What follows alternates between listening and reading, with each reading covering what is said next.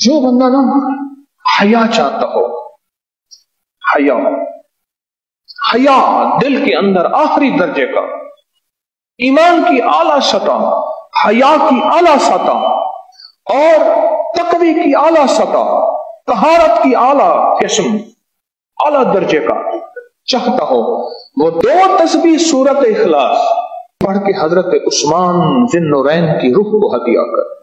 عجب عمل ہے، واقعتاً عجب عمل ہے۔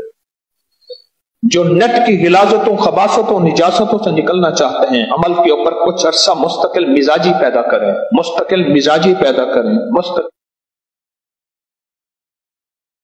ان سارے وظائف کی روح بتا رہا ہوں، جتنی تسبیح آپ کرتے ہیں ساری تسبیحوں کی روح بتا رہا ہوں،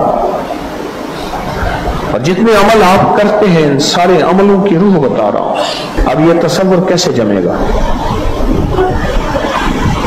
اس کا ایک طریقہ بتاتا ہوں۔ سوتے ہوئے نا صرف 11 دفعہ 11 بار یہ تصور کریں کہ میرا اللہ مجھے، بس سوتے ہوئے صرف یہ کہہ کے سو جائے، کچھ بھی نہ کریں۔ سارا دن میں کبھی خیال آ جائے تو 11 دفعہ اس کا تصور کر لیں۔